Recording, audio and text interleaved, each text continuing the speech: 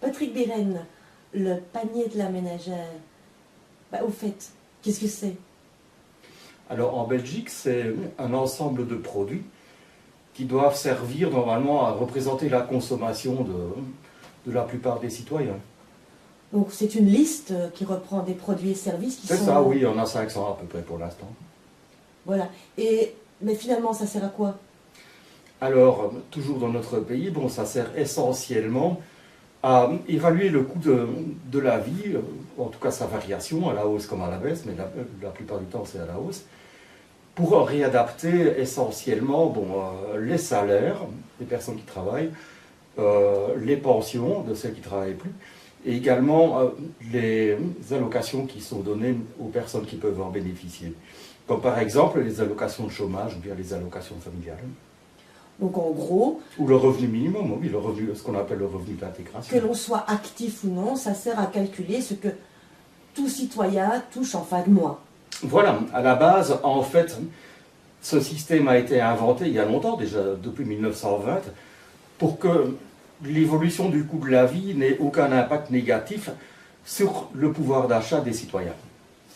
Donc le panier, en résumé, le panier de la ménagère va se pencher sur les produits et services utilisés par les gens de manière courante. Oui, tout à fait. Et ainsi nos dirigeants, le gouvernement, va pouvoir calculer les revenus, que ce soit des salaires ou des allocations ou une pension, pour justement pouvoir acheter ce dont on a besoin.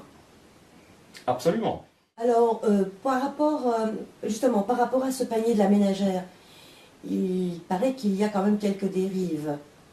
Certains parlent de tripatouillage, de petites combinaisons internes.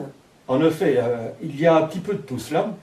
Par exemple, bon, on ne va pas s'y attarder longtemps, mais depuis 1994, un deuxième indice a été créé qui ne tient pas compte des produits que le gouvernement a jugés néfastes pour la santé, comme l'alcool et le tabac, alors que quand même beaucoup de personnes en achètent. Un deuxième tripatouillage, c'est ce qu'on appelle le lissage de l'index, à savoir que si les prix augmentent dans les magasins, eh bien la répercussion sur le portefeuille des gens ne se fait que sentir plusieurs mois après. Et encore un troisième tripatouillage beaucoup plus récent, celui-là, c'est quand le gouvernement décide par exemple de baisser les allocations sociales, ou les pensions, ou tous les autres types de revenus.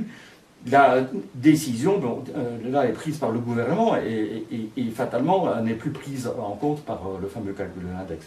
Donc finalement, par rapport à le panier de la ménagère qui du départ... Je peux citer un exemple par rapport à ça, bon, que tout le monde va comprendre je suppose. Si à un moment donné le gouvernement décide que pour s'en sortir à la fin de chaque mois, 1000 € c'est suffisant, ben, c'est très bien, c'est une décision gouvernementale.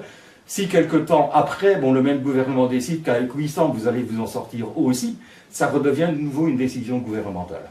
Donc en somme, le panier de la ménagère qui au départ avait été établi, prévu pour que les gens puissent maintenir leur pouvoir d'achat et vivre convenablement, et pour fixer les revenus, pour justement qu'on y arrive, eh ben, ces fameuses décisions gouvernementales viennent invalider tout le processus en réalité. Il n'y a pas que ça.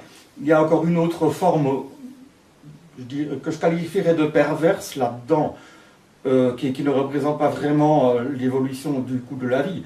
Quand on regarde un petit peu comment cet index est construit à l'heure actuelle, on se rend compte que par exemple, les dépenses de logement et d'énergie n'entrent en compte que pour 16 ou 17% dans le total des dépenses d'un ménage. Alors vous imaginez bien que si quelqu'un gagne 1000 € par mois, il ne peut pas se loger, se chauffer et payer son électricité pour un montant aussi ridicule que 170 €. Oui, en concret, oui, ça j'ai vu ça dans la liste. Je vais dire que j'ai totalement halluciné en voyant que pour un revenu de 1000 €, une tranche de 1000 €, on prévoit, le panier de la ménagère prévoit 157 € pour le loyer et les énergies. Je dois dire que par rapport à la réalité, c'est un petit peu fou.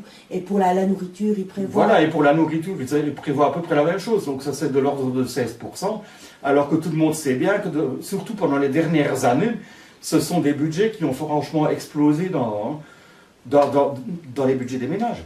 Oui, donc finalement, puisque les dépenses réelles des gens ne sont pas ne sont pas véritablement prises en compte en réalité par le panier de la ménagère, les revenus non plus. Donc finalement, c'est une espèce de serpent qui se mord la queue. Je dirais que... Non, moi je dirais ça autrement. C'est pas une espèce de serpent qui se mord la queue.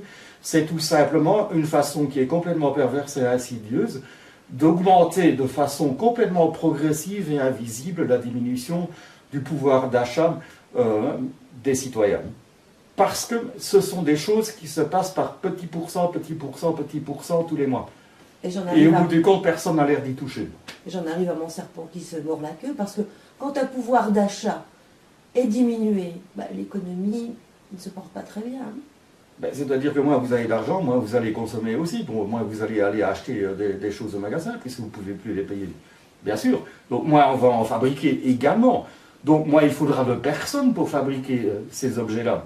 Donc fatalement, oui, ça conduit vers un appauvrissement global.